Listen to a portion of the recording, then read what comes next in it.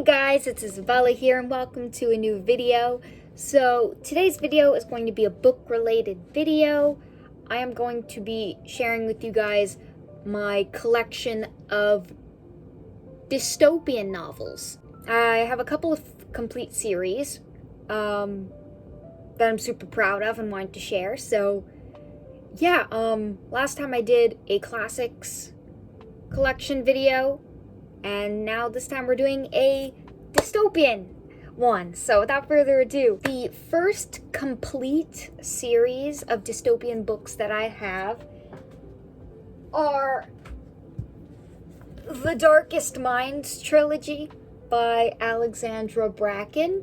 Now I haven't read these yet, but they're really high on my list. I watched the movie that didn't do too well, and I was upset because they didn't do the rest of the books. So I decided to buy the entire collection of them all, plus a bonus book with some bonus content. So I bought the whole box set because I really loved the movie and I really wanted to see what happened next. So I'm going to get to these eventually, but for right now I haven't gotten to them, and I'm kind of upset with myself over that.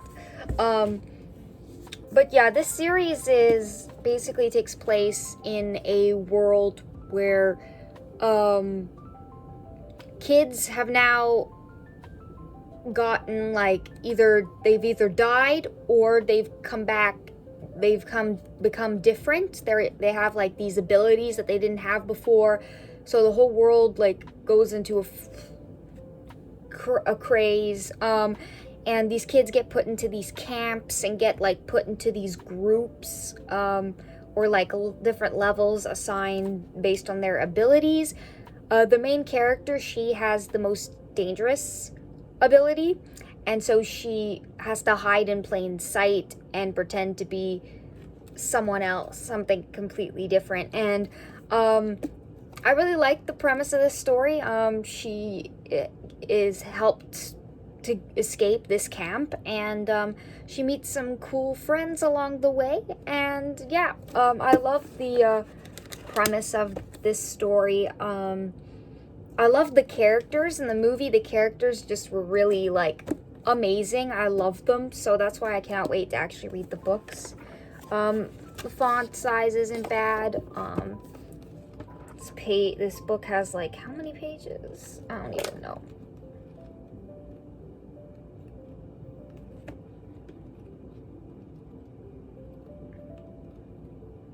Oh, okay. It's almost 500 pages, but this is such an easy read that it would fly by. So, yeah, I have the first book, The Darkest Minds. I have the second book, Never Fade. These covers are kind of nice. Kind of dig it. The third book is In the Afterlight. And then this last one isn't really a book. It more has these short stories. It's like a short story collection. And yeah, I don't know if I'm going to read this. It depends. If I like the trilogy enough, I'm going to pick this up. But I probably won't. But who knows? If I don't like it, I could just sell this one. But anyway, that's the first series that I have. So the second series that I have in full is one that I found a bit disappointing. I did read all the books, and that is the Red Queen series by Victoria Aveyard. Now, some people either really like these books or really don't like these books, and I think the first book, Red Queen, was fantastic. I think it's my favorite book. And yeah, the rest after that, meh. I didn't really enjoy them that much. I really wanted to, but I didn't. So I'm going to be giving some of these books away. I think I'm only going to keep the first book in my collection and kind of get rid of the others because I really didn't like them. But yeah, this is a series I'm probably never going to reread again. If anything, I'd probably just reread the first book. So yeah, the first book I gave like a 5-star. I really loved it. It was so entertaining, and I loved the tropes and all of that. This series is basically about a girl named, I think her name is Mare, and she thinks she's just a normal person, but then the world is basically separated into these people who are red-blooded and silver-blooded, and the silver-blooded are the ones with these like godlike abilities, and the red-blooded people, who she believes she is, which she is red-blooded, she for some reason has these abilities that she never knew she had, and so the king has to like pretend that she's some lost silver princess, and she has to go live in the castle. And then there's like a love triangle with the 2 prince brothers, and I really like that. And there's also the whole dystopian aspect of how the people in this world who are red-blooded are really treated terribly, and so an uprising starts, and Mare is going to be at the center of it, and some special new people are going to be brought into the mix. So the first book I really loved. The second book was my least favorite. It was so slow. It definitely felt like a second book syndrome, which I can understand if it's a trilogy, but this was a saga of 4 books, so it didn't need to be like this. So I didn't enjoy it. It was really boring. Not much happened. Then this one got a bit more interesting, and a lot more started to happen, but yeah, that was my second favorite book. And then the last one, War Storm, how it ended really pissed me off, so I was just like, we read this whole series, and a certain couple doesn't end up together, so I just felt cheated, basically. I was very unhappy. I was like, why'd you make me read all 4 of these books and get invested in this couple if they're not gonna end up together at the end? I was so jaded and upset. I felt wronged by the author. So, yeah, Red Queen, read it if you think it's interesting. Everyone has their own opinion. And yeah, that's mine. This next book I don't have the complete series of, but I plan to get it at some point. And that is Shatter Me by Tahara Mafi. I want to get her new series, This Woven Kingdom. I think I'm going to read that first, because it sounds so up my alley. But this I've heard so many people talk about, and now I'm very interested in Juliet and Warner. So yeah, that sounds interesting. So yeah, this story, basically, the main character, Juliet, her touch is lethal, and there's a love triangle between her and 2 guys, go figure. But yeah, this system called the Reestablishment has plans to use her and her gift as like a weapon, so she's been captured by them, and she's gonna be used for their purposes. And now she's like trying to fight back, and yeah, I don't know much about it because I haven't really read it, but that's the basic premise. Yeah, I like this because I've heard the romance is top notch, so I cannot wait to get into the whole Tahara Mafi fan club, because apparently everyone loves her couples in these books. So yeah, this sounds exciting. More dystopian worlds with people with abilities. Always like those. Those are always fun and interesting. Okay, so the second to last series that I have in this collection, I finally collected all the Divergent books. I've been on the hunt to get these secondhand for a long time, because they're old enough that you can get them secondhand. I'm not willing to pay full price for these. The prices are ridiculous. But yeah, I finally have the whole trilogy. I know how the story ends. Am I a little bit upset over that? Yes. Am I angry enough not to read it? No. Because yeah, the movies, they didn't finish the whole story, so I want to read them myself and get the full story. So yeah, I had Allegiant first, and then for the longest time I couldn't find a Insurgent or Divergent, but then I went to a book sale recently, as you guys know, and I found them. So I finally have the whole collection. So yeah, the first book is obviously Divergent, and this series is about a girl named Triss. Also, this is by Veronica Roth, by the way.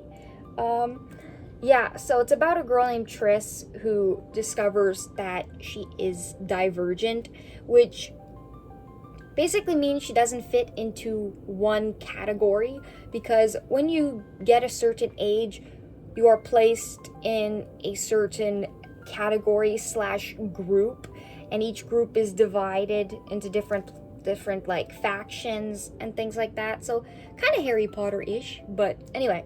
So this takes place in Chicago in like really dystopian future, and we find out more about what being divergent means later on in the book, so I won't spoil it. I've watched the movies, so I kind of know. But anyway, divergents are seen as threats, and so she has to hide what she is, and so she picks the worst faction to hide in, basically, but she does a pretty decent job of it through the whole thing. But yeah, and there's also a little love story in here as well, which I'm sure all Divergent fans would know. And yeah, I'm not gonna spoil everything for you guys, but yeah, she has to get separated she's separated from her family because she picks a different group, and the groups aren't supposed to like intermingle really.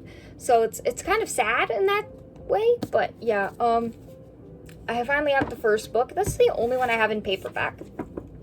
The other ones are all in hardcover. But yeah, I finally have Insurgent, which I'm super happy about. The original price for this, $19.99. I paid like less than $1. So some books are just worth getting secondhand. And then I have Allegiant, and I bought it, I think, without the cover, or maybe I have the cover somewhere, I just don't remember where, but I'll figure that out. And last, but certainly not least, one of the most iconic, best dystopian book series of our time. The Hunger Games! I guess we can call it a saga now, since it's not a trilogy, and I have all the books, which I'm super happy. The two newest ones, I paid full price, and they're expensive, so yeah, that was a bit bad, but the first three, they're old enough that I got them secondhand, so I got like, this one for $1, this one for like $4, and this one for like $3, so I got pretty good deals. So yeah, I don't think I need to explain the Hunger Games books to you guys, but I will. I haven't read these yet. I've only read the prequels, so that means I've only read The Ballad of Songbirds and Snakes, which I absolutely adored. As soon as I finished this book, I wanted to read it again. I don't usually love books this much, but I love the whole little villain origin story. I like the romance in here, even though we all know it ends poorly. I love the whole nature versus nurture debate.